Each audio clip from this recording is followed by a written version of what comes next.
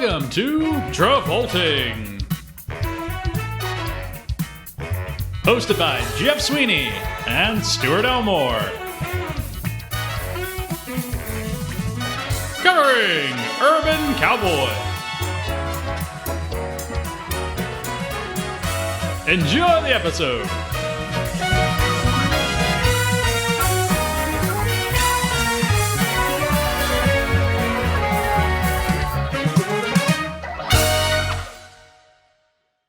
Welcome, everyone, to our episode, as we said, on Urban Cowboy. Urban Cowboy. Thank you for joining us last week to cover Moment by Moment, an episode we have absolutely already recorded and had a lengthy discussion about.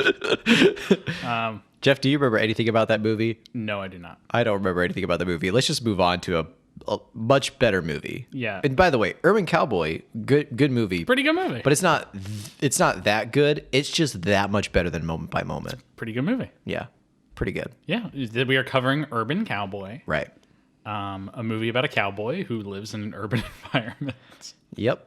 By urban environments. Yes, it is absolutely an urban. Comes from an actual old saying of somebody who is like a city boy who dresses up in cowboy attire to pretend to be a cowboy. But they're not a real cowboy. That's like going to the thesaurus and looking up all the synonyms for the words urban and cowboy, putting them in a sentence and saying that is what the saying means. Well, it's more of it's like a derogatory for like when you see someone at a bar wearing a cowboy hat, but they live in Queens. You're like, fuck off, man. What are you doing? Well, this movie is not set in Queens. Not though set there in are Queens. some sizable cowboy hats. There are some. There are a lot of cowboy hats. 10-gallon boys in here. Up to 15 gallons, I would say. Yeah, I could probably agree with that. Up to 15 gallons. Yes. So, This film is not set in Queens. It's set in Houston, Texas. Houston, Texas. You ever been to Houston, Jeff? I've never been to Texas. I've never been to Texas either. I really want to go though. Now is not the time to go. Well, yeah. I mean, no true. disrespect to any. No disrespect to the Texas. Texans. Your power companies failed Well, you. but hopefully by the time folks are listening to this episode, like everything's been sorted out. been sorted out. You guys have power. People aren't dying anymore. Oh. Yes. Thoughts for the people of Texas. Yeah, thoughts for the people of Texas. We will now be covering the defining work of their culture, Urban Cowboy. Urban Cowboy. Urban Cowboy. I didn't realize we were recording this like pretty much during the Texas crisis. This movie has that's like going on. 6 songs in it about Texas. Yeah, it does. Yep, all in Gillies, Yes, all in Gillies. the bar. A real bar. A real bar burned down. But we are getting the cart well before the horse on this one. We are. My apologies. Oh, God, no. Oh, God. Does it bother you that I'm not cutting This any is of this the out? first recording of the day. This is the first recording of the day. All right. History, Urban Cowboy. Yes. This movie is directed by James Bridges. James Bridges. Previously to this, he had done the film The China Syndrome, Yeah. which was nominated for quite a few Oscars 2 years prior. He did I actually another- read a book that had a chapter about the China Syndrome recently. Really? Reaganland by Rick Perlstein, if anyone's interested. Wow. But the film's screenplay was adapted by Bridges and his co-writer Aaron Latham from an article that was in Esquire magazine. It was named "The Ballad of the Urban Cowboy." Yeah. America's Search for True Grit. You know what else? You know what another movie is based off of a newspaper article or a magazine article? What? Saturday Night Fever. Yes. Well, you see, the thing is, we dial it back like 20 seconds. Dial it back like 20 seconds. Yeah, it's called "The Ballad of the Urban Cowboy: America's Search for True Grit."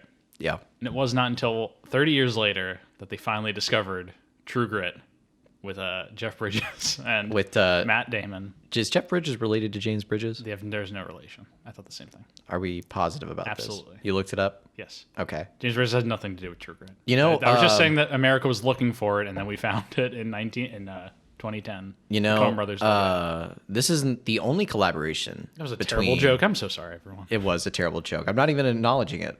This was not the only collaboration between our boy Travolta and James Bridges. Yes. Did another movie in 1985 called Perfect. Perfect. Which we'll be covering in a few weeks. We will be covering in a few weeks. From just I've never seen it, don't know anything about it, but from what I can tell, the Metascore, It is not perfect. It is not a perfect movie. We had to do it, folks. We had to do it. So yeah, James Bridges. But yes, this is based on a Esquire magazine article called "The Ballad of the Urban Cowboy." Yep.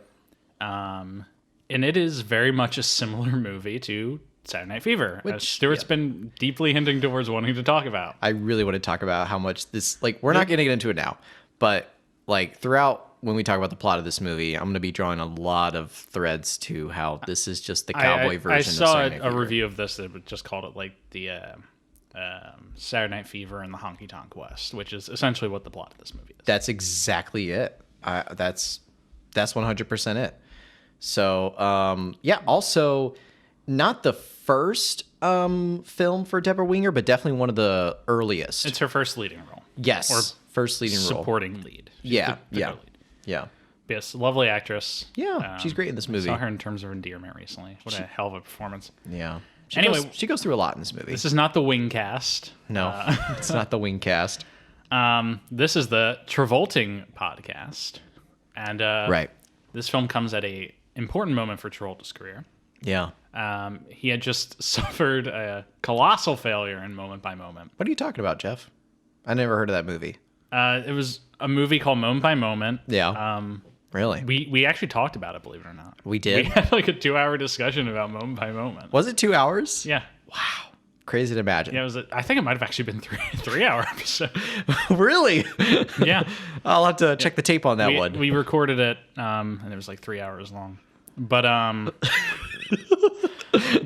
by Moment was a colossal failure, as we talked about last week. Almost in that episode we recorded. Yep. Colossal failure, made no money. Well, actually made like 11 million, so it's not like that colossal. It was a surprising amount of money. It did a decent amount of a bad amount. Yeah. If that makes sense. Yeah, totally.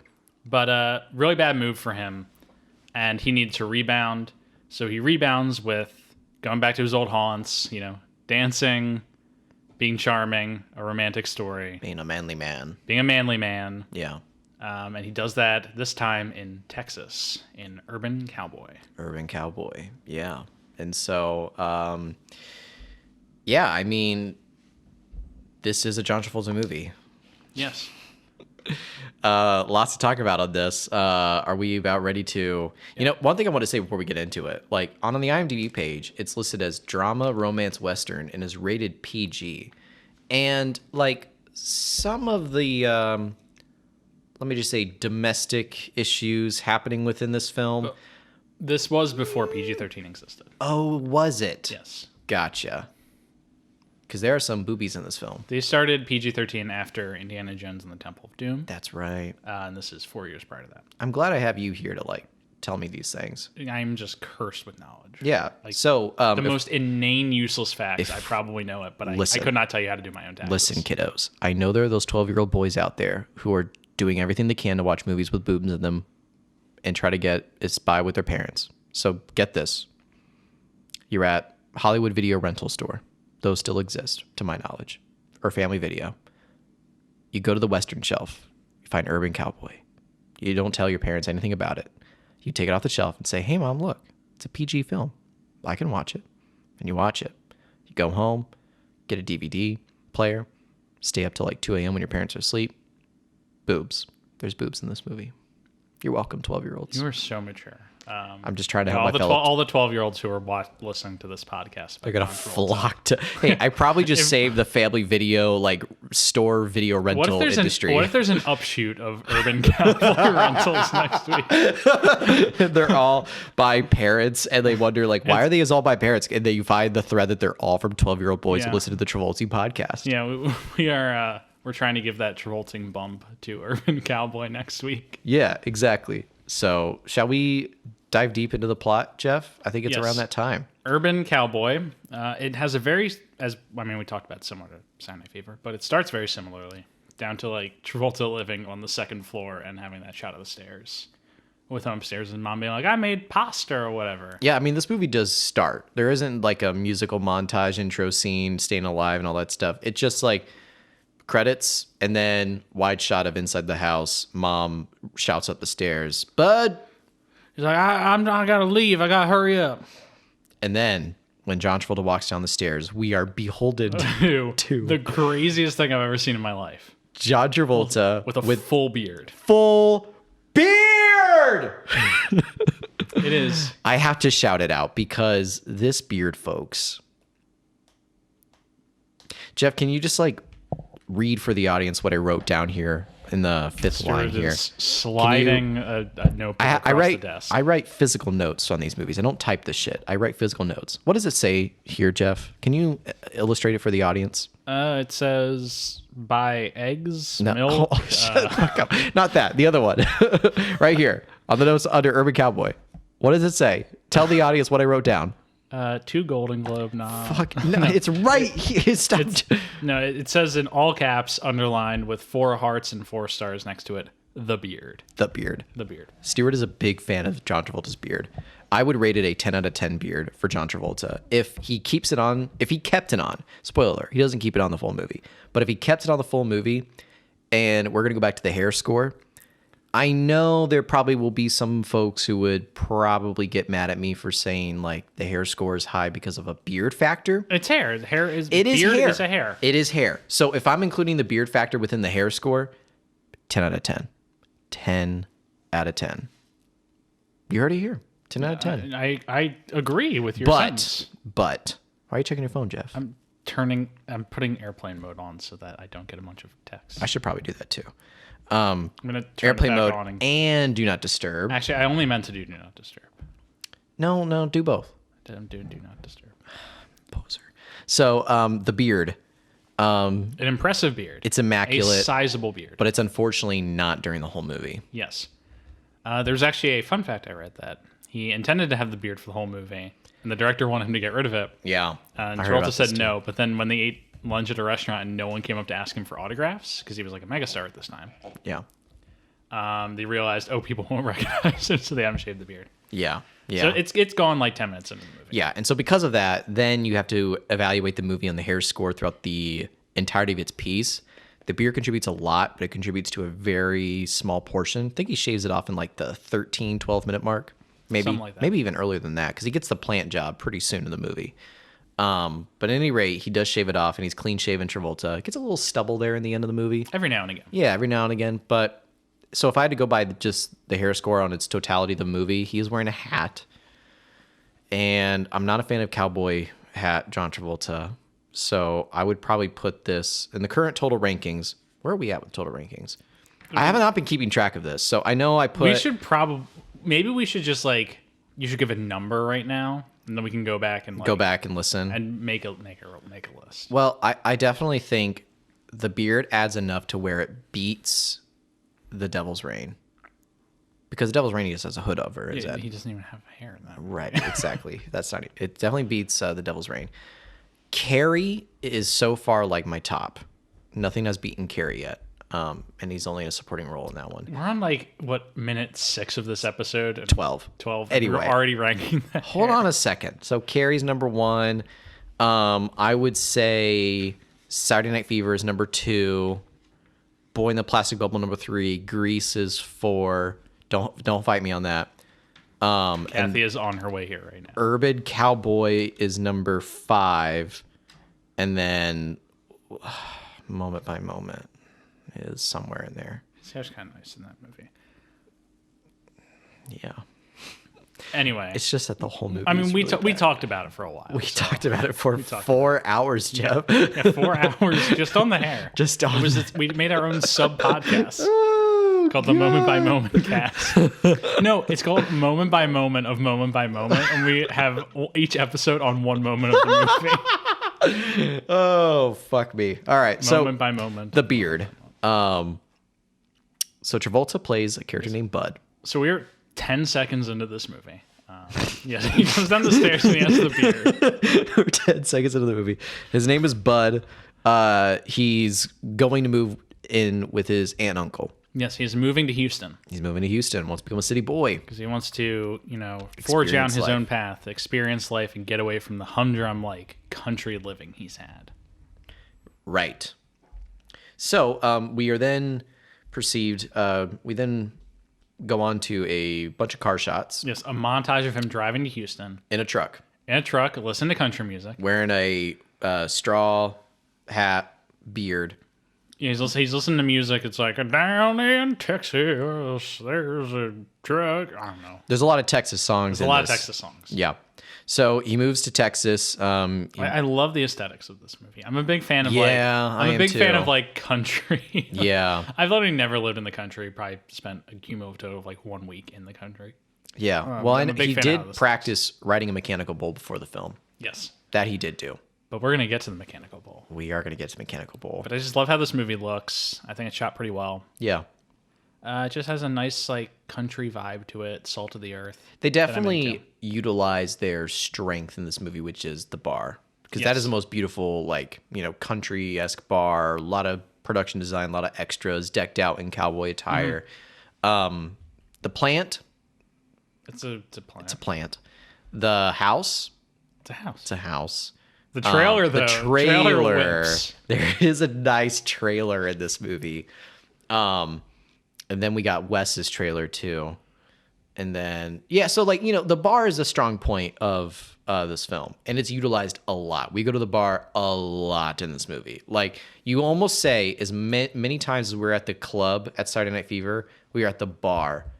But even more, Yes. we're at the bar even more often in Urban Cowboy. This than we're movie at is the club probably at Saturday 40 Night to Fever. 50% set in the bar. Yeah, it's even 60%. Whoa, big, It's big like man on it's campus so over much here. more. It's so, because there's these 2-minute scenes in between the bar where it's like a 10-minute bar scene, 1 minute and 30 seconds of him working at a plant with some exposition, like 2 lines, and then bar scene next day, and you're like, oh, we're like back at the bar again. So he moves to Texas. That was a strong diversion there. Yeah. Where you just got back on He topic moves to in the middle of a Texas. He sentence. moves in with his Uncle Bob. Yes, his Uncle Bob. I was going to get him a job at a power plant. Yep. There's a really nice wide shot of Uncle Bob and Aunt Corinne. Is that her name? Yes. Aunt Corinne. Yes. Aunt Corinne and Uncle Bob's house. He's moving in. And there's like some cool power lines. I just love big power line things and wide shots. They always look cool against the sunset sky. Yeah. But he moves in. He starts wearing a really nice hat. And his Uncle Bob takes him to the plant where he applies for the job. Did we miss the first bar scene? No, he gets the job before the bar, doesn't he? No. He Oh. goes to the bar first and gets drunk and wakes up with 2 naked women in his bed. Yes. Boobies. Well, he's in their bed No. because he stumbles home because he talks to his mom. on the that's right. phone. That's right. But there is a bar scene before the first We are plant scene. experts on this movie. Yeah. So he moves home with his Uncle Bob. Yes, And then they go to the bar scene. They go to the bar. He's never seen a bar before. He's never a bar like this. It was filmed in Gillies in Pasadena, Texas, outside of Houston. Yeah. It was at the time the largest bar in the country. But he is enamored by this bar. Yes, he is in love with. It's like Tony Manero walking into The club in Odyssey. Saturday Night Fever. Yeah. He just falls in love with the aesthetic, the feel of the people. Yeah. And he just knows this is where he wants to be and like what vibe he wants to have. Yep.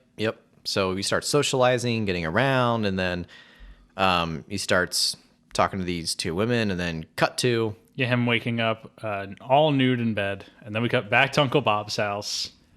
Aunt Corinne's on the phone with his mom. and she's like, "Yeah, he's at church," and then he stumbles in And like, the funny thing is, Uncle Bob and Aunt Corinne both know he's yeah, not at they church. both know he's not. They at cover church. for him. This is like your cool uncle, your cool aunt. I had a cool uncle and a cool aunt. They would be that. Uncle And Bob. they know he's down on his knees, but not at church. He's not praying. Hey, yo, come on. Let's lasso that in, man. Oh, lasso. All right. So he stumbles back home. He stumbles He's back home. hungover. Talks to his mom and is like, "No, I didn't get a job yet. I just moved here yesterday." And then that's when they go. here yesterday. Yeah. He's doing. Oh yeah, the John Travolta. Yeah, he's like, voice. I just moved here yesterday. I'm Uncle Bob's taking me plant today. Analyze this voice, ladies and gentlemen, because Jeff is doing a perfect rendition of a country John Travolta. Continue. It's okay. It's pretty good. It's okay. It's pretty good. But he goes to the job interview. Yeah. And the boss is like, "Well, I can't bring you on as a full-time whatever mechanic." But he's like, "I can make you a gopher. Do you know what that is?" General helper. Yeah, general helper. I make you a gopher. Do you know what that is? And John was like, "Yeah, a gopher. It's you go for this, go for that." Which is what gopher is. Yeah, exactly. He's like but a he- general helper, general hand around them. He gets the job. Yeah. And they said Uncle Bob is like the best plant worker they ever had, and that's why they're giving him the job. And he tells him, breaks my heart to say, says, because of regulation, you have to shave your beard whenever you wear a mask, which is actually true. You know, I have friends in the military, they can't grow beards because whenever they have to wear a mask, it has to be a perfect seal on their face. So they can't have facial hair. It's really sad. So he has to shave his beard. He shaves his beard. I cried during that scene. You wept. Wept. Jesus wept. But Stuart wept. I wept a lot during that scene. It's only like 10 seconds of him shaving his face. Yeah. Then we cut back to the bar. We're back at the bar. He's clean shaven. Back at the bar. And who does he spy across the room?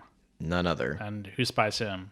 But none other than Deborah Winger. Deborah Winger enters as Sissy, who is giving a lovely performance. Not to be confused with Sissy Spacek from Carrie, although they Sissy Spacek did audition for this role. She did audition for this role, which would have been very funny if it was Sissy playing Sissy. Right, yeah. But it's Deborah Winger, and good Deborah choice. Winger. Good choice. She's great in this film. And so she goes up to the bar, and she's like, "Do you know how to do the two-step?" And John Travolta's like, "Yeah." And then I shit you not, a solid 10 seconds of nothing passes by.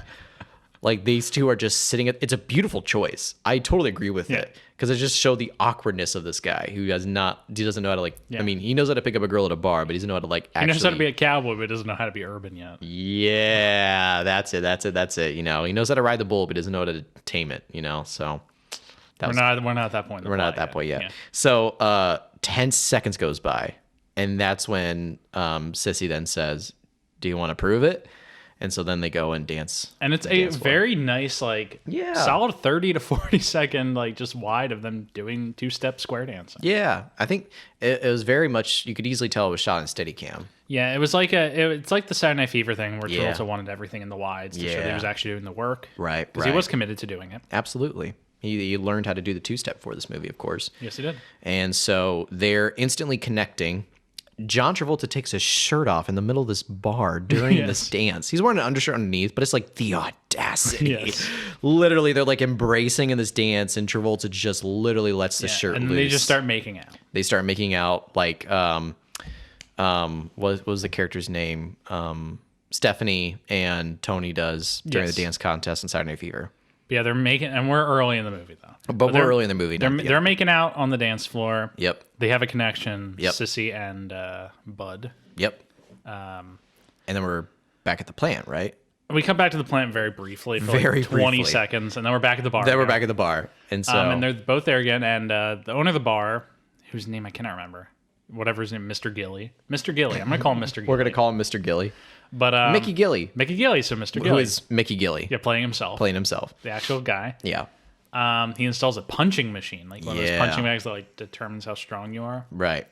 And Travolta and all these other guys are punching in. They're like, "Oh, look at how strong I am," you know? We had one at a bar at Ball State in Muncie. It's called the Chug, and we actually had one of those machines. I saw so many frat boys take hits at that punching bag.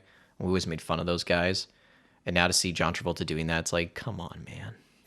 Why you stoop so low? He's essentially a frat boy. Cowboy culture is essentially frat culture. Yes. Right. Minus hog tying outlaws on train tracks. Yeah, I mean they probably don't rescuing damsels from dastardly villains. Sure. Well, traditional cowboys. Traditionally, cowboys are doing that. Modern day cowboys just listen to country music, ride pickup trucks, and do square dancing. I think you just lost all of our cowboy audience. Yeah, I've lost our remaining audience. Fuck you, that's what we do. And then they just hit stop and they unfollow the Travolting podcast. Just imagine some dude in all denim sitting in his pickup truck. Giant 10-gallon hat on. Just being like, "I love me that Travolting podcast." He comments on our YouTube channel. He's like, "I've got another episode about Devil's Reign coming up." Yeehaw! Oh, Jesus wept. We absolutely have no cowboy audience. No, I wouldn't think so. Do they even have aux cords to play music from their phones in their trucks? No, they're just playing it really loud over the phone. Gotcha. Okay. So the punching bag. They still have the cassette tape. They still have the cassette tape, right? The cassette tape of the Urban Cowboy soundtrack, and then they listen to our podcast. Oh, fuck me. All right. So, they're punching this thing. They're punching this thing. Because a lot of this movie is about masculine energy. And yes. How men dominate in the physical sense. Yeah. And then Deborah Winger, Sissy, goes up and she's like, I want to try it. And John Travolta's like, no, maybe you can. Just go ahead. She punches and she starts bleeding. Yeah, she hurts her hand. Only men can punch things. Right. God Obviously. forbid. Obviously. This is like the start of what I would say is a series of patterns throughout this movie that basically are just saying like women can't do as much of the things as men can do. And it is quite often. It does flip it on its head at one point towards the end of the movie. Like it does kind of like prove a point in some sense of like, no, like women can do some of the things that men can do, but there's a lot of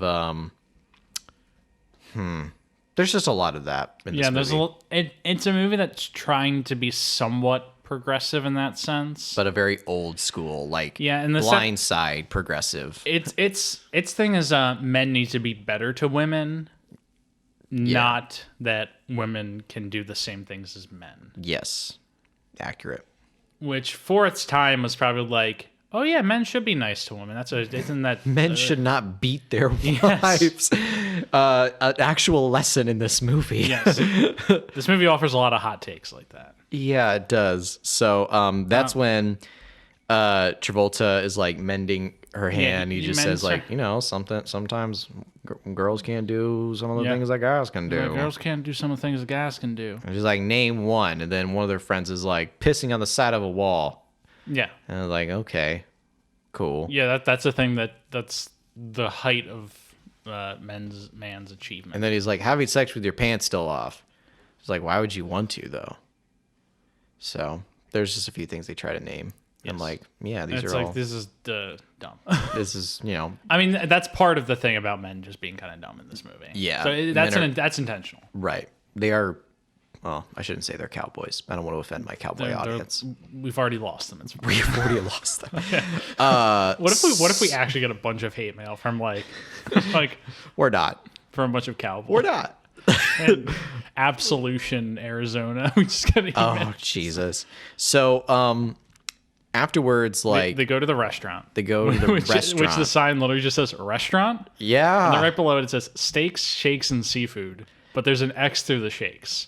So it's just steaks and seafood. Just steaks and seafood. Something I want to comment on with this movie is these folks are very shitty to their, restaurant workers. Oh yeah, they treat their waitstaff like trash. Very, very bad. At one point, John Travolta throws a steak at He throws a steak. He's like, it's still moving. It's still moving. So it's they very disrespectful to their folks. Yes. So at any rate, it uses it as a form of like over masculine energy. Yeah. And how and they're not content with dominating just their women. They have to dominate anything subservient to them. Yeah. So after that, they walk out of restaurant because that's the only name we know it by. Yeah. And I can't remember what Travolta says, but it sets Deborah Winger off.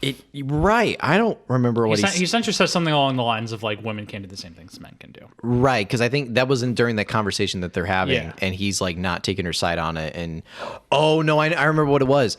Those two girls that he slept with the previous night are in this diner, and they're walking by, and they're like, "Hey, bud," and Travolta's like doing the stereotypical male gaze, where he's just like looking at them for a long time. Yeah. And Sissy is obviously like, well, why don't you just go with them? And he's like, what? I was looking. What do you want me to do? He's Close like, my eyes? What do you want me to do? Close my eyes? Take out a missing persons on the yellow pages? So, yellow pages. I just want to say, thank God it's a regular restaurant, not a fucking White Castle. Because if I see any more White Castles in John Travolta movies, I will quit this podcast. White Castle... I'll say it once, I'll say it again, but we are never sponsoring you. I forgot this was a bit we did. Shitty food. I'm bringing the White Castle bit back. Yeah, that's the end of my bit. Just letting you know that I really don't like your establishment. So, at any rate, if you're a cowboy at White Castle right now, go fuck yourself. Fuck yourself. Don't listen to this shit.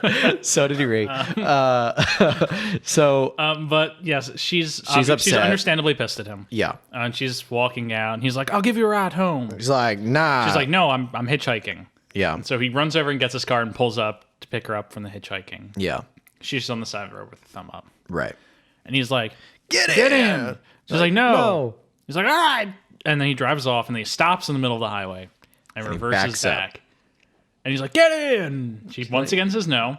And then he just like starts trying to force her into his car. So I have a thing about the scene, and that is the only reason it's like fun and giddy is the music. Yes. If you listen, folks, I'm going to tell all my podcast listeners to do this. Watch that scene, but pause it right beforehand. Put it on mute.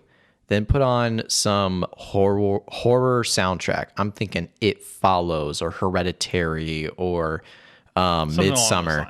Some horror soundtrack, and then press play on the soundtrack, then hit play on the scene with it muted.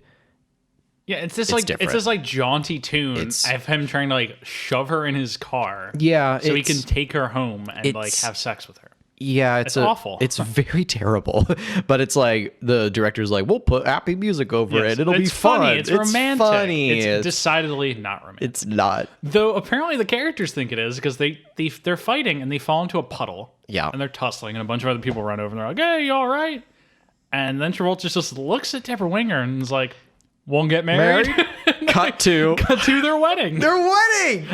They fucking get married. Like a week later, they're just at the wedding. Yep. They get married. And so that's when that's the 24-minute mark in this 2 hour and 12-minute film. Yes. 24 minutes in, he gets married to somebody. Yes. He moved to Houston like not even a week ago. Yeah. A few days ago. And he's already marrying some person that he's barely met or known. And that to me, not that specifically, but is the biggest problem with this movie is that it is way too long. Yeah. This movie could lop us all 30 minutes off. And, I would agree with that. All in the middle. This stuff's all good. Yes, the end. I think 30 minutes in the middle can like get yeeted. I think the end could get shortened. There's a lot of business in the middle. A lot of business. Yeah. So they get married. We're not at the middle yet. We're not at the middle, like but they get married, and then they are driving through a trailer park. Yes. She's blindfolded. And he's like, don't look. And they stop, and he takes her blindfold off, and he put a down payment on a trailer for them. Yep. She's very excited. They're very excited to be moving into a trailer. Steady cam with like all these John Travolta's trying to find the keys as she like runs around hugging everyone because she's so excited to have a trailer of her own. Yeah. And they go inside of the trailer. And, yep. They make a very happy marriage that lasts for a very long time. Very long time. So to 1 week later. Yeah, well, we're not there yet. We'll get there very soon. But so then afterwards, there's a rodeo. Oh yeah, scene. they go to like a major rodeo. Yeah, where people are riding bulls, and it's like a prisoners. Yeah, prisoners are riding the bulls. Prisoners it's like are through the riding Texas bulls. Prison Commission. They're allowed to they're not allowed like basic human rights where they're allowed to ride bulls. Yep, just about that. And they're all dressed up like prison attire and all that stuff all the stripes. Yeah.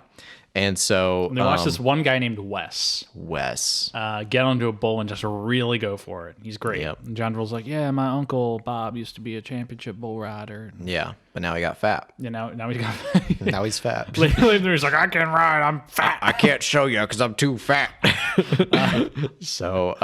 But yes. Yeah, he sees it and John was like, yeah, that guy's pretty impressive. He'll definitely not be showing up for the rest of the movie. Right.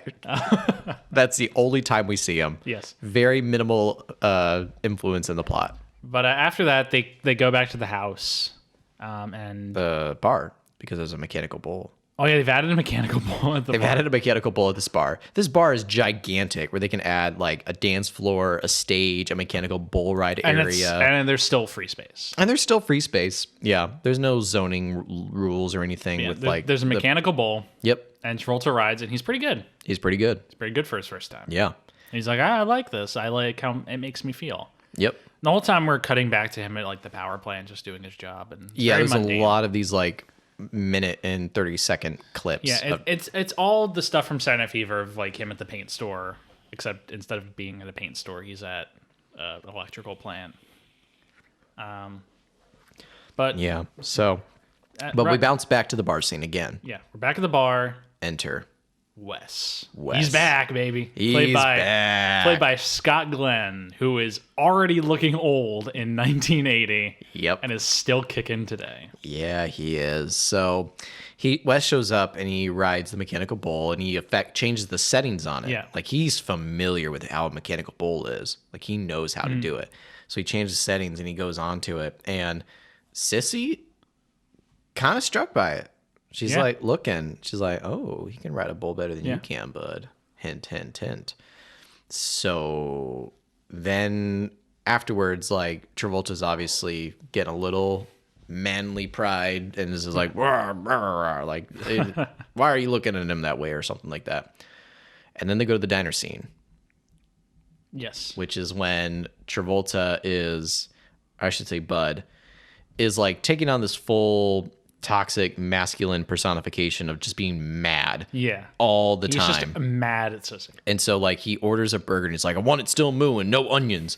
And like Wes walks in and he notices Sissy look at Wes and it's like, what you looking at him for? Like he's getting real upset. So then what you looking at him? My John Travolta in this movie is inching really close to Bill Clinton right now. What you looking at him for? My name is Bill Clinton, and I support this message. Whoa, that was too good. Where has that been? Me and Hillary are heading down to Gillies. We're gonna get on that mechanical bull. Wow. I was not expecting it to be that good. But they're inching really close together right now. Yes. And so waitress comes out, brings Bud his burger. Yeah, and he's like, "It's still moving." He throws it at her, and he throws it at her. and Sissy is like, "This is not chill. You're not being chill." But it misses the and it hits waitress, Wes. and it hits Wes. He was ready to He was tussle. ready to throw down, and we haven't made the connection yet that Wes is that same prisoner it's in the the same guy rodeo from the scene. bowl. We haven't made that connection yet, so he's just like an average guy. We learn later that he's like, oh, he's got a knife. Oh, he's got a gun. Oh, he's got all these things. He's a We convict. see at the end of this scene because they don't fight; they're held back. Yeah, But we see Wes is holding a knife behind him. He's ready to just stab. yeah, Bud. yeah. So, his pride is hurt. Next day, he wakes up late in bed. Sissy's like, if you want me to call you in sick with work, I can. Yes. And he's like, give me a beer. He's like, No, we're not at that. Oh, we know we are at that point. Never mind. yeah. Well, first, I before took detailed notes, man. I'm getting his injury and tiredness from Wes mixed up with his injury at work. Yes. But before that happens, they're in the trailer, and he's like, "All I want is like to fix up some dinner whenever I get home." She's like, "Well, last thing we do McDonald's again." I think this is later. Is this later? This is later in the movie. I literally watched this movie 3 hours ago. I know you did, which is why I'm oddly like concerned. Yeah, that's later in the movie because this is after he has his injury and he's at home. Yeah, this is later in the movie. No, I got you. You're right. You're right. I got you. So because right afterwards, this is when he wakes up in bed and his pride is hurt. Yes. Sissy walks in like, "Are you gonna call in sick to work?" It's like, "I can do that for you." It's like, "Just give me a beer." And he's like, "Yeah." She's like, "Should you drink? If they smell alcohol in your breath at work, you're gonna be in trouble." He's like, "Yeah, fuck it." So he gets in his truck With a beer. He's backing up like a champion. And then he's at work. He goes to work. And we're intercutting at the same time Sissy walking to the bar.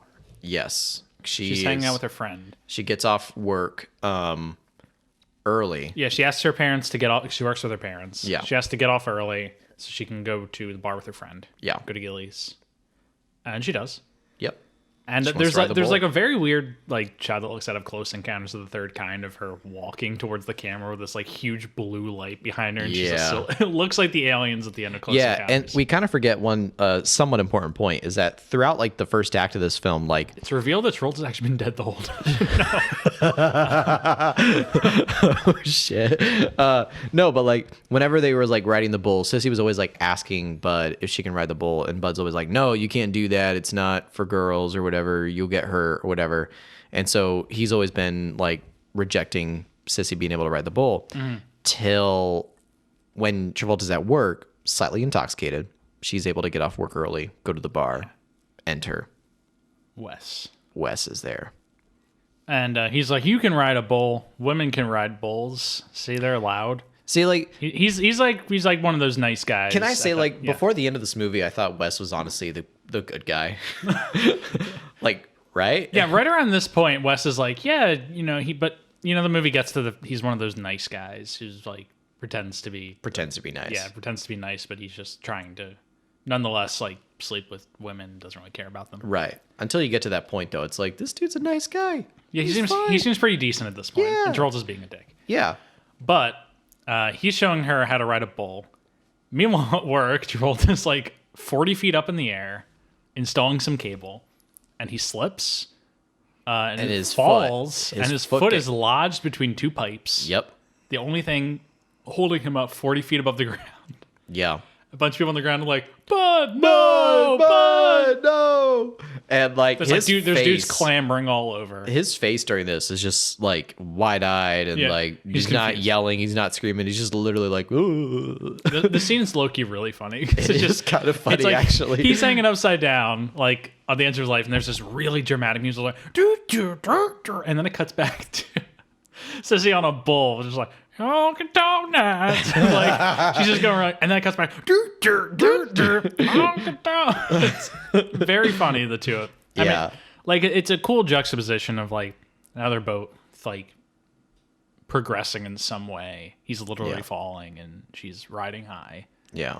But it is funny how it's put together. So I think we're back at the trailer. Bud is home. He doesn't, remarkably, no injuries. Well, he does hurt his back. He hurts his back. Yeah, but he's taking like pills for that. Yeah. So it's like, it'll get the mend. He's still able to work.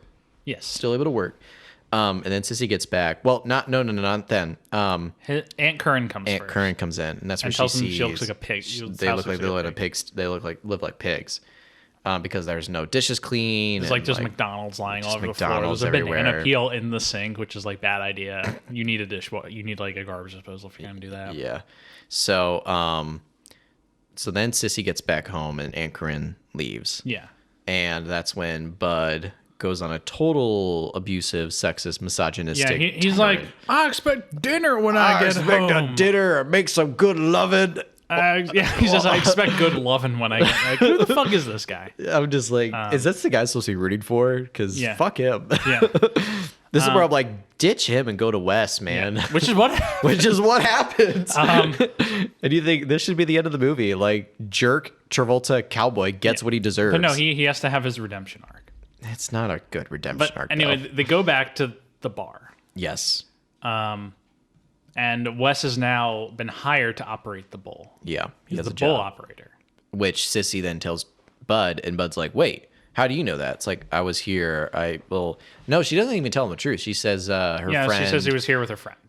Her friend told her. Yeah. It's like, oh, so she's not completely innocent in it either. Like, she's not telling him the full truth. But they're both there. Yeah. And Wes rides the bull. He's really good. And then Sissy rides the bull. Behind his back because Travolta's too busy talking with other guys. And some guy's like, hey, you see what's going on over there? And then like it's a crime that she's riding a bull. And then he is like outraged. Yes. He is raging. So he rips her off she gets off the bull and he like pushes her aside. Rage, fucking and he's rage. like, I'm gonna ride the bull. And then he jumps on the bull. You're back. You got your back. Yeah, and she's genuinely expressing concern for him. Yeah, she's like you have a back hurt your back, injury. you almost fell and died. And for folks who may not be familiar with the mechanics of riding a mechanical bull, your back is going back and forth. There's a lot of back work very going on. high velocity. You know what I like that this movie does? What? Is that riding a bull looks very sexual, like the way your body is moving. Yeah. And I like that this movie uses that really effectively. Yes. As like, this is the, like, literally a masculine act of riding this bull. Like, you're literally like thrusting back and forth on it. Yeah. I think that's pretty clever how it uses it. Which we're going to get to that later in the film. But we're getting to it right now because he needs to prove that he has a big dick. Yes. So he just gets on. He's like, pump it up. And then Wes does it. He pumps it up. And the guys around Wes are like, take it easy. He's got an injury or whatever. And Wes is just kind of like, it's time for this asshole. And so he and Sissy are jumping back and forth in the bowl. He tried it like 3 times. Yeah. The final time, Travolta falls off, and Wes hits the switch. Yeah, and it like whacks Travolta in the face and arm. And that's when he gets up. He's like, you broke my fucking arm. Well, he doesn't say that because it's a PG movie. But he says, you broke my arm. Yeah. And, his arm is broken. He tries to fight boobs, Wes. But he can't say fuck in a PG movie. That's Airplane. That's, airplane. Yeah. But it's weird. They pull him away. Yeah. And Wes is like, hey, hey, hey. And so Travolta now has a cast. And we're back at the trailer. Yes. And this is when, like, him and Sissy get another huge fight. But at this point, just kind of goes all out. He hits her at one point, too. He starts beating her aggressively. He's like, He's like, you make food for me. And he shoves her in the kitchen and all that stuff. Well, and then he just kicks her out. Yes. He tells him, like, get out. She's like, where am I supposed to go? Because she says, like, well, my daddy, it's like, well, I'm your husband. I'm the next best thing to your daddy. And I'm like, oh, fuck, man. And so he kicks her out. Yeah, he kicks her out, and she goes to Wes. As you would. Because he seems like a nice guy. Wes is a nice guy as far as we know so far. Yes. Yeah. Meanwhile, Travolta goes to work, and he gets fired because he has Temporarily laid off, I should Yes. say, because he gets told, like, you know, come back when that he's cast like, is off. he's like, you know me, I'm worth 2 guys, even with one arm. Yeah, I can do the work 2 of your guys can do with both arms with 1 arm. I did not have sexual relations with that woman. But he says So, but is it really that impressive? Like, I like it. okay, good. Folks, At some point, I'm Come going on. to impersonate all 46 Email- presidents of the United States on this podcast. email 45, I guess, if you don't count travoltipod@gmail.com. Cleveland twice. to compliment Jeff's Bill Clinton voice. Yes. I think it's genuinely pretty good. Maybe I'm the only one, but Yes. I think it's honestly really good. So, but he gets severance pay. Yeah, he gets like a little severance So like, pay. you know, the boss is doing everything to like be nice. It's not like a you're no good to me, you dirty, filthy rat, get out. Like no, he's like come back. He's like, yeah, when your arm and when your back arm are is healed, when your come arm and back. back is healed, like come back and here's your severance pay. You almost fell to your death and then were assaulted by a mechanical bull. And like, by the way, I don't know this, but you were drunk by when you like hurt your back. But in the context of the movie, like, and I suppose in real life, Yeah. one of them, I guess one of the most emasculating like Yeah. things is to have your job taken from you. As a man. Yeah. So they go If back you're a to manly man, you know your job is your life, and if that gets taken away, yeah, it like it's your identity. yeah. So he just really falls and collapses into just being a true misogynist at this point. He's like, the only thing I can control in my life now is my wife, and even she's like out of control, according Right. to him. So he goes back to the bar, Back to the bar and he sees Sissy from across the room, with Wes. dun dun dun. He's mad. He's fuming, rage, so- fucking rage. So he finds a girl there, Pam. Pam, not to be mistaken for Pam Beasley. This is not It's not the Office cast. not the Office cast. This is a different Pam, This is the Travolting podcast. not the Office cast. There are plenty of Office podcasts. There are plenty of Office Yes. And podcasts. we've already talked about Robert California on this show, so that's the extent of our Office. Fucking Lizard King. Yes. But anyway, he sees her and he grabs Pam And they start dancing. and they start dancing.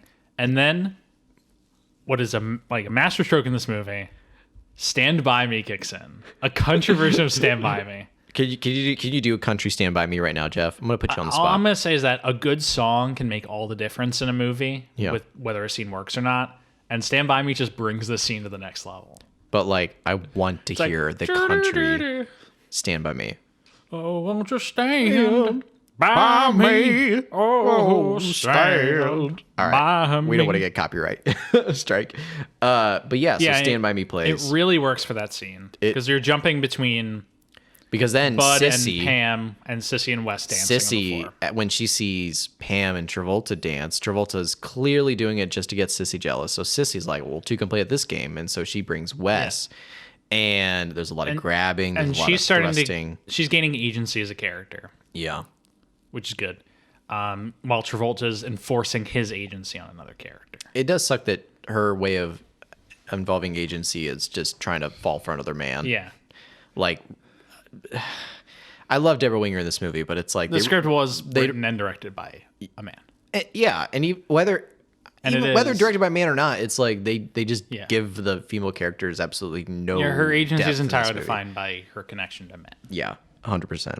So they start. These 2 couples are dancing right next to each They're other. dancing. It's a very cool scene. They cut very well. As I said, Stand Yeah. By Me is great. One of my favorite songs. Travolta's getting real close and handsy Yeah. with Pam, and Sissy and Wes are getting very, very handsy.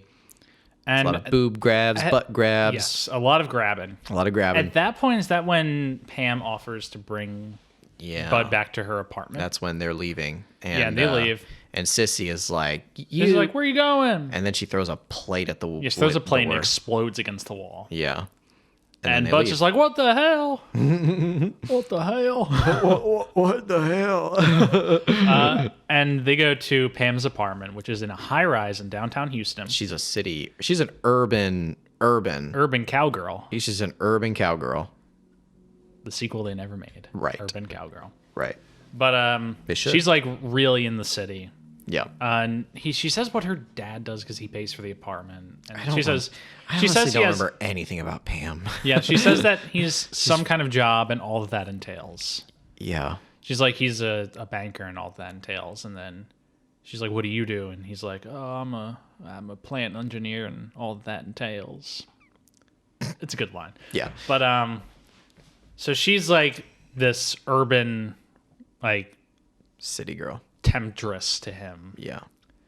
And he's into it at that moment. And they sleep together. Yeah, they sleep together. But what's important is, so Sissy then goes back to Wes's trailer. But Sissy does not sleep with Wes. Sissy decides not to sleep with Wes. And you know what Wes does? Again, before we've seen Wes turn into a bad guy, which he does later in the movie. But until this point, Wes, because, is being very respectful to Sissy and her boundaries. And when she says, I can't do this and leaves, like Wes just lets her leave. Yeah, he lets her leave. That's it. He doesn't try to coerce her. He doesn't get physical. He doesn't get aggressive. He will make up for it later, though. Yeah, it happens later. But, until this point, in my eyes, it's like, Wes, you're a good guy. You should be the you should be the protagonist. But Sissy goes home and she waits for Bud to get home. Yeah. He walks in and it's extremely clear that he slept with Pam. And she just feels utterly betrayed in that moment, Sissy does, and just storms out and goes back to Wes. Yep. And that's when they do sleep with each other. Yeah, and they do sleep with each other at that point. Yeah. Because she's like, I was holding true to this relationship, but if he doesn't have respect for it, then I don't have respect for it. I just wrote down at one point, this couple, ... we're about an hour. I'm just curious. We're at about, Jeff. For the listener at home, I just leaned over to Jeff look at leaned over and looked at my mixer to see what minute mark we were at. We're at about 52 minutes. Okay, cool. We have plenty of time left. We have plenty of time left. There's going to be we did 7 hours last week, moment by moment. So I'm pretty sure, moment by moment, we started at 6 a.m. Yeah, and it's currently 4 p.m. right now. We're still recording moment by moment. Oh no! Yeah, this couple is just very toxic, and the end of the movie is not one that I really enjoyed, which we'll get to later. But it's this couple just shouldn't be together. Yeah, they're clearly not very well suited for each other. They're all trying to get back at one another through jealousy means. So it's now Travolta's fully in on Pam. Fully in on Pam because Sissy fully left him. Yeah, fully. Pam comes Good over. for her. He was physically abusive. Yeah, and Pam comes over and she's like, "Do you still need me to make your wife jealous?" And he's like, "Well, she's sleeping with a convict, and I'm getting a divorce." Sleeping with a convict, and I'm getting a divorce. Which he found out, I guess, earlier in the movie when he was looking through the prison rodeo yearbook. No, I think it's the newspaper. I'm pretty sure it's just the newspaper. Okay, and he finds Wes, and he finds a picture of Wes, and his first thought is, "Sissy, he's an escaped convict." And he's like, "No, he got parole." I just love that his first thought it's Sissy, he's dangerous, he's an escaped convict, which they don't ever confirm or deny. For all we know, he really did just get off on parole. Yeah. Fuck you, man. He paid his debt to society. Come on. So yeah. What happens after Pam? Oh, so when Pam is over at the trailer, yeah, Travolta she comes gets a over call, to the trailer, and they're together, and Travolta gets a call from his Uncle Bob, and he says, "Apple pie? Well, let me ask her." Or he says, "No, Sissy's not with me." And it's yeah, I got someone with me, but it's not Sissy. And Uncle Bob's like, "Come over for dessert." They're very cool with the fact that Travolta's cool not with his woman wife. These folks got married a week ago. And this is some Las Vegas Chapel of Love shit right here. And Uncle Bob and Ed Cred don't bat an eye to Travolta bringing a new girl in a week later, still married. They haven't filed a divorce papers yet. I'm just thinking of something that's going to happen later. The aunt and uncle are so cool. Yeah, they're so chill. They're so chill about everything. But Uncle Bob's he's and John Travolta, that Bud. I'm jumping between names. Bud's I'm thinking about joining this competition at Gillies. Yeah. Or at a bull. And Uncle Bob's like, "Well, I can train you. I can't ride because I'm too fat, but I can show you." But I can show you. So, So then John and Bud's like, yeah, let's do it. And he's Yep. like, well, when you get the cast off? And he's like, oh, a week from now. did we miss the Dolly Parton contest? No, that's coming up. That's coming up. Okay, there's a Dolly Parton contest. There's a Dolly Parton contest. Yeah. But Can we get Dolly Parton on this podcast? yes, Dolly, come on, please. We're working 9 to 5. Legit, I want to get Dolly on this podcast. I'm going to email her. Let's go to Dollyland. That's her theme park. I've been to Dollyland. You've been to Dollyland? Yeah, it's nearby Gatlinburg, Tennessee, and it's like, all right. Dollywood. I should say, I haven't actually been inside Dollywood. Okay, I've that's driven disappointing. by it like 3 times. It's Dollywood has a splash as a water park? It's called Dollywood Splash Country. I'm pretty sure Dollywood is like. Have you ever been to?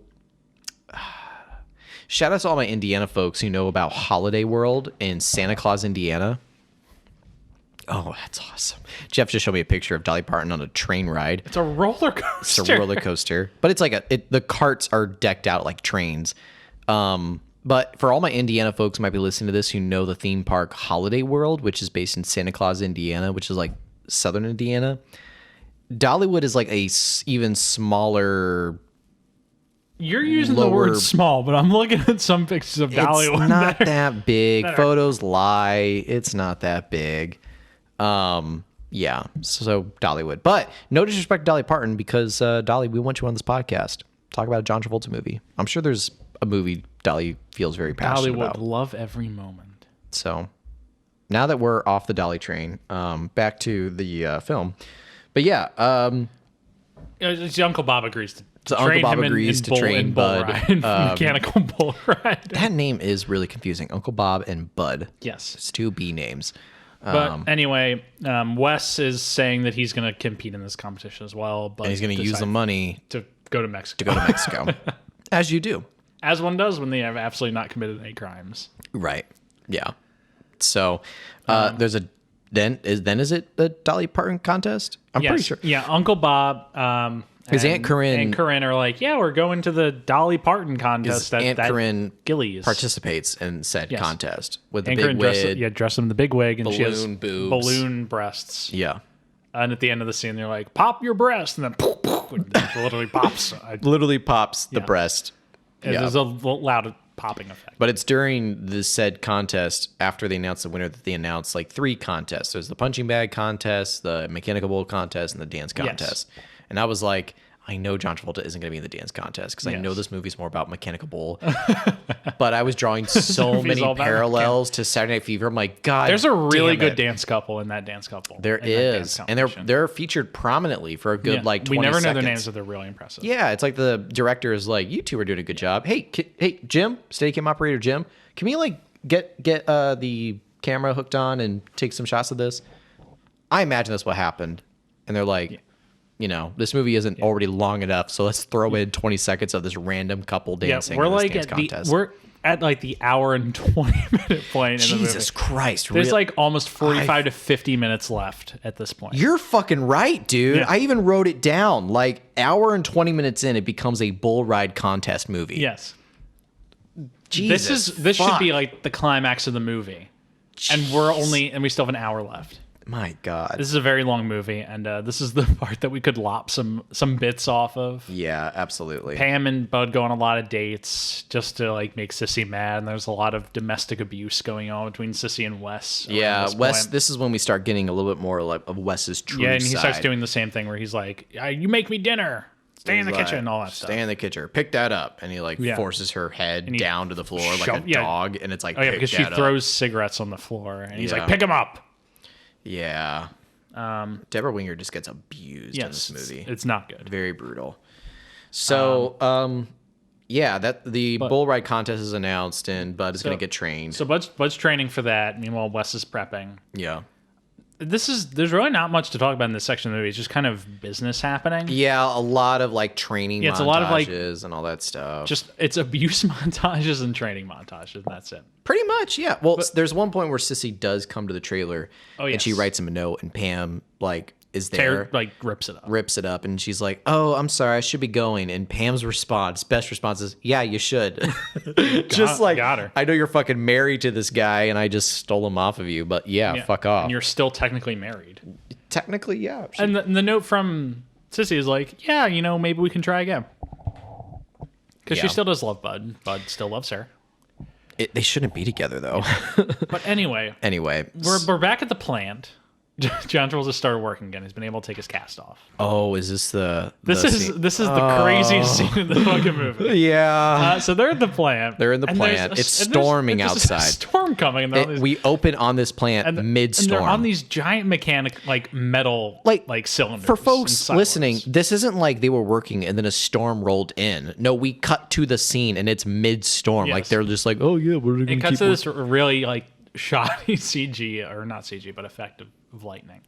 When Uncle Bob is up in this Bob's tower. Up on the thing and he's like, yeah, but I used to be a bull rider. Well, he that's when he gives him the words of wisdom, where it's like, he says, what does he say? He says, sometimes a cowboy has to swallow his own pride, which is like the ultimate message of the movie, in a way of like, sometimes you gotta let women have, agency. Sometimes you can't beat your woman. Yes. This is very much a product of its time. Yeah. So then, shocker, Ronald Reagan got elected 4 months after this movie came out. So at any rate, they're at that factory. It's storming outside. Uncle Bob gives them those words of wisdom. Then he climbs up through the rafters. Yeah, Uncle Bob's on this metal thing in the middle of a lightning storm. He's like, yeah, bud. And then a lightning strike. It's the metal thing. There's a massive explosion. I wrote down OSHA regulations. Uncle Bob explodes. Jeff, are you crying? Are you crying? I just was not expecting in the middle of this movie about a cowboy. I've never seen your eyes this watery, though. Like, a cowboy. I can't tell if you're just rides a mechanical bull. I can't tell to feature an explosion. I can't tell if you're just crying out of laughter or if Uncle Bob's death really affected you. Guys, Jeff's really crying. Are you okay, bud? No. Do you need a second? Do you need a minute? I'm all good. Are you sure? Wow, you really took that to heart. Ooh. You good? Your eyes are watery, bro. Let me get you tissue at least. No, I'm fine. No, I need to. Come on. No, this is a very movie that looks like it was made for $10-12 million. Single tear has fallen from Jeff's eyeballs. He's not lying. But I'm just watching it and I'm like, yeah, this is fine. And then his uncle is not just killed. He's struck by lightning. No, he's not struck by lightning. The metal structure he's on struck by lightning. It explodes, rips his body up, lights him on fire. This is worse than the Jurassic World pterodactyl murder scene. Poor Uncle Bob gets absolutely demolished. You know what he did to deserve that? Fucking nothing. Do you need a tissue? No, I'm all good. Let me get you a tissue, bud. Okay, that's fine. Okay, I'll just... All right, I'm not going to cut this out. I'm just going to go get you a tissue. Here's some tissues. Okay. You're really broken up about Bob dying in this movie. No, I'm not. I'm losing my mind over this movie. I just know we have already recorded moment by moment, and that was really trying. Fuck me. But so yeah. Bob dies. Uncle Bob is straight murder. James Bridge is like, fuck this guy, and Bud is like, no. He's trying to run up and rescue Uncle Bob, who is gone at this point. He's gone, motherfucker. He's on fire. Yeah, and so they're like, no, you can't get him, and we cut to a funeral. Everyone's obviously a little torn up about this. A little more torn up than Bob's corpse was. At least he died doing what he loved. Working at an electrical plant in the middle of a storm. At least he's no longer in pain. What do you say to his family? Sorry, he got struck by lightning. He's in a better place. Oh, fuck. But Ann Curran and the kids are all obviously in mourning. Yeah. Bud's one of the pallbearers. And then who shows up? Sissy. Pam is there as well. But Why is Pam there? he brings his new girlfriend there, and then his wife has to find out in like a newspaper that there's a funeral. Yeah, no one tells her. No one Not tells that her. Uncle Bob is a regular patron of Gillies. So And so she shows up and she's like, "I'm sorry about your uncle." And he's like, "I'm glad you came. I'm glad you came." And then Pam's like, "We gotta go to the family car." And they walk off. And then Sissy just breaks down, starts crying. well, and also she's like, she says something about like you didn't sign the divorce papers or something like Yeah, that. so you didn't sign the divorce papers yet. I'm still your wife right now. And she hugs Aunt Corinne and is like, you and Uncle Bob are still my uncle and aunt, at least until the divorce papers are signed. So the divorce papers are signed. Uncle Bob's mangled corpse up in heaven, giving a thumbs up. Jesus, fuck, Jeff. Enough about Uncle Bob. He's dead. Let it go. But then we cut to bull ride contest. Yes, we got to the bull ride contest. Yeah. And first, Aunt Corinne, like Bud's looking out over the prairies of Texas, just very dramatically. about this scene. He has a huge hat on. And Aunt Corinne comes up and is like, "Your uncle wanted you to have this. He told me last week, conveniently before he died in an explosion, that he wanted you to have this." And he hands her this, like a belt buckle for Cowboy. Right. I forget what it says. How It says something on it. How amazing. It says something on it. And he's like, "I'm not going to compete in the competition." She's like, "Your uncle would have wanted you to wear this at the competition. Do it in memory of him. He exploded for you." What really is going to freak folks out is what happened after this is as Aunt Corinne walks away, John looks back out on the prairie. The clouds part. Uncle Bob shows up. He's like, "Remember who You are. And John Travolta is just like, "Uncle Bob, I don't know if I can do it. I don't know if I can do it, Bob." And Uncle Bob is like, "Remember who you are. Remember." John Travolta runs down the prairie. It's like, "Uncle Bob, I don't know if I can win. I don't know. I've lost so much." Cut to bull ride contest. And yes, we're at the bull ride. That I'm movie so sorry you guys had to hear straight that. up happened in the movie. None of that happened. You guys have to watch Urban Cowboy. It really happened. Yeah, Uncle Bob just dies, and he's not in the rest of the movie. I mean, there's none of him left to be in the movie. Oh, Jesus. I found All right, bull ride contest. I found his death scene on YouTube. No, stop. Get away from there. If you have not watched Urban Cowboy and you want to see what this is, look up Urban Cowboy Swaller Pride. What? That's literally what it is. Are you watching it right now? God damn it. I just did. But massive explosion. All right, bull ride contest. Yes, they're at the bull ride contest. Let's wrap this sucker up. And Bud comes in with his belt buckle to commemorate Uncle Bob. And Sissy's also there with Wes. By this point, she's been like Yes. abused multiple times She by has Wes. a black eye at this point. And so like we now know she as doesn't the have the audience. black eye yet. No, not yet. That's later. But we now know Wes is a piece of shit. Yes. As much of a piece of shit as John Travolta, to be debated. Bud has learned his lessons, supposedly, according to the movie, which makes him all right, I guess. Makes him okay. Yeah, fuck that. But So the the dance competition happens, like all off screen. They play like The Devil Goes Down to Georgia, and it's a bop. all these. It's a bop. The music in this movie is really good. They did really well. With This movie is really good music. Down, Georgia. Yeah. So they have the pre-finals run where they have to like get into the finals. John Travolta's in the top 5. Yeah, Bud is only 3 points below Wes. Yeah. So it's a nail biter. I wrote down, how do they score this? I have no idea. I guess it's how long you can stay on the bowl coupled with your form. But because like it can't be how long you stay on the bowl because like they all stay on the bowl long enough until the bowl deactivates. Yeah. So it's I not guess like it's something about your form. I mean, there's a panel of judges who rate it. So something I wanted to say is I actually knew a bull rider when I was in high school. Of course you did. He was a common patron at Stop. No, I don't want to see the death scene again. For folks listening, Jeff is showing, he turned his computer around to show me the lightning bolt explosion. Jeff, come on, man. Jesus fuck. Anyway, they're at the bull competition. You knew a bull rider. You knew a bull rider. All right, so they score this somehow. I knew a bull rider. I was like a freshman in high school. Dude was like in his 20s. He came to the roller rink a lot back when I was working. And he was like, you should get into bull riding. I'm like, fuck that. Don't you got to be like 18 to get into that? And he's like, no, I got started when I was 14. 14, he started bull riding. And he talked like that too, by the way. I don't know where that guy is now, but if that guy's listening to this podcast, like reach out, travoltingpod@gmail.com. We'll have you on the podcast. Yeah, we'll do another episode about Urban Cowboy. But what I want to know is like how they score these bull riding contests, or if this movie is just bullshit. Bullshit, you could say. Bull riding shit. Hey. So moving on. So they go into the finals. Yep. And it's very dramatic.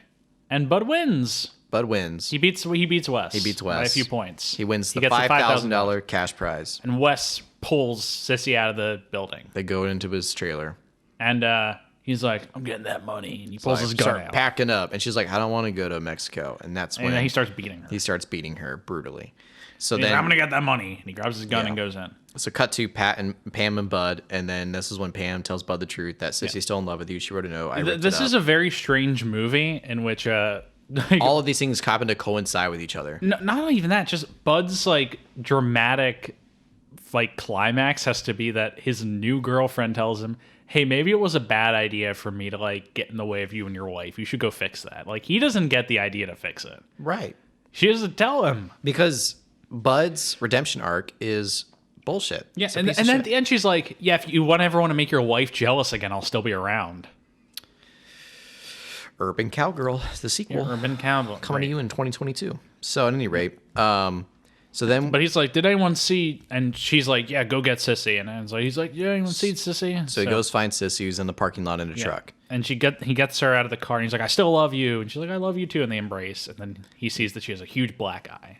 Very beaten. He's like, I'm going to go beat that motherfucker. I'm going to go kill him. I'm going to kill him. Yes. And so this movie about, I guess it's like about breaking down your masculinity ends with this guy being like, I'm going to kill another guy. Yeah. Like he's swallowing his pride. Like he doesn't swallowing his pride. He goes and giving new pride to beat someone else up. Yeah. So that's when he goes to Wes. Probably justifiably, but still. And he just beats the shit out of Wes. He beats up Wes. Wes's gun and all this money flies out. Yeah, money flies out of his jacket. He's stealing the prize, and then we find this one bouncer who looks like John Goodman runs in. Right, he looks really like John Goodman. I was convinced.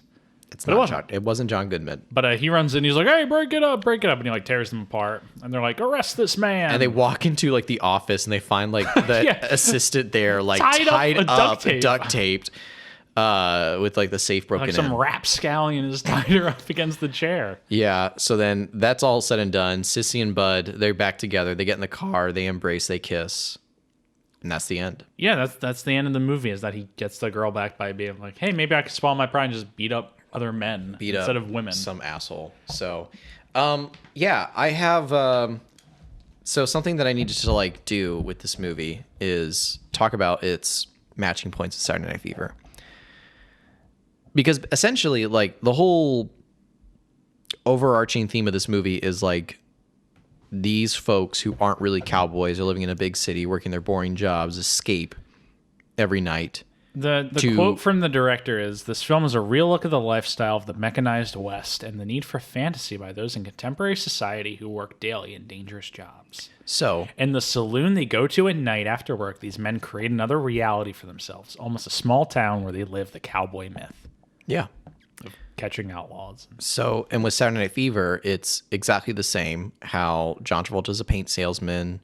He works a boring job, has family issues at home, and he just yearns for escaping to the Odyssey dance club every Saturday night to express his passion of dancing. And it also is like creating a whole new reality for him. So that's one. I mean, so that's like the overarching thing. Also, not to mention the fact that, there is a contest with cash money that they have to like get. There is a lot of toxic masculinity in this movie as well, and there is dancing in this movie as well, and there is a love interest that does break up. The only difference is in this movie they get back together, although they should not have been should not have gotten back together. They were a terrible couple. So this movie is, in the modern parlance, problematic. Yes, I would agree to that. So, but yeah, a lot of parallels with Saturday Night Fever only it's just cowboy and country in Texas. Yes. Yeah. But a decent movie. yeah, in spite of all that, I actually liked it a fair bit. It was enjoyable. It was pretty too good. long. It was definitely too long. A gentleman's 7 out of 10. Yeah, I would probably give around 6.5 out of 10. Yeah, 6.57 is pretty Yeah, solid. I would probably put around that. Like, doesn't beat Saturday Night Fever. It doesn't beat Carrie. I would say it beats Boy in the Plastic Bubble. I'd say it beats Devil's Rain. And it definitely beats Moment by Moment. Moment by Moment is the masterpiece, as we talked about for 12 hours yesterday. We started that. Fun fact about this movie, it actually started a music movement called Urban Cowboy.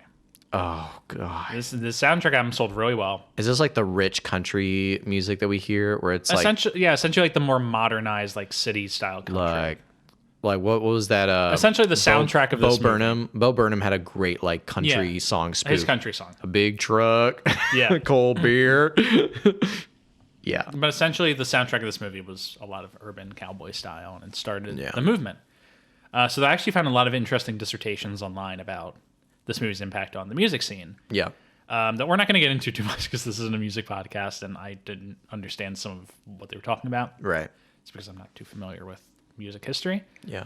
But it's interesting that this movie, which did not make as much as Grease or Saturday Night Fever, which was expected to, still had a lasting impact in that regard. You know what else created a cultural impact? What? Saturday Night Fever with disco. Yes.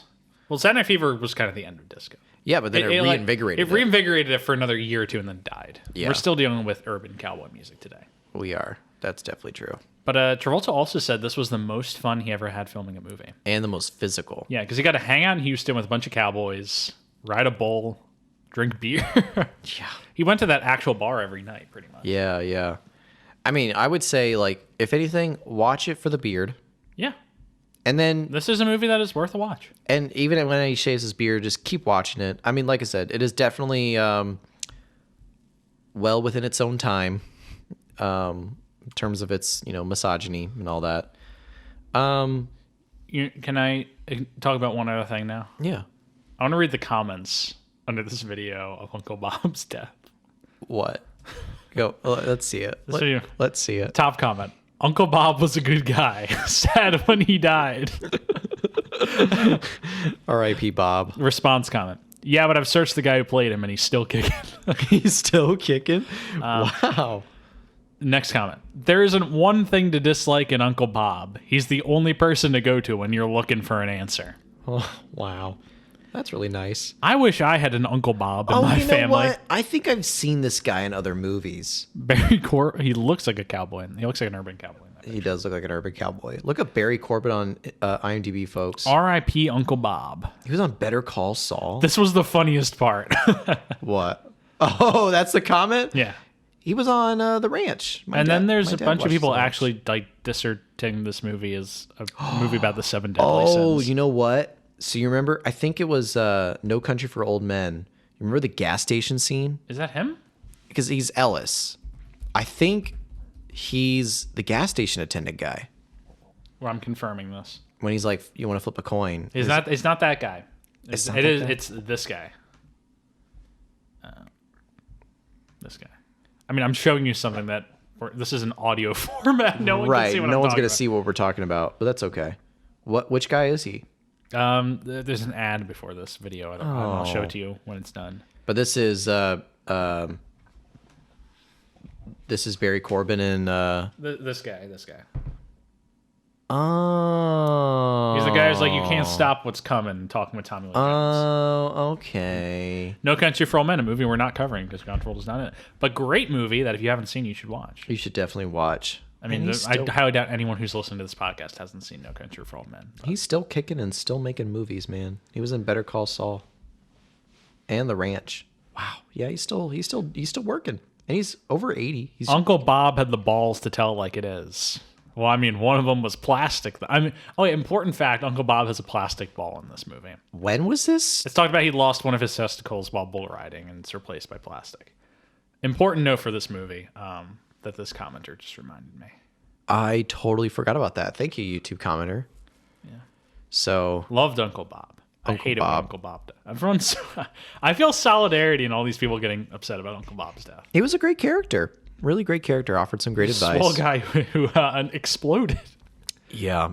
Well, another Saturday Night Fever callback parallel is, a close figure to the protagonist dies tragically. Yeah. Except instead of his friend falling off a bridge, his Uncle Bob exploded. Okay, I'm never gonna get it. You gotta stop saying he exploded. He explodes. He dies because of an explosion that happened nearby. Like, he doesn't physically explode on camera, Jeff. Like, don't get these people's hopes up.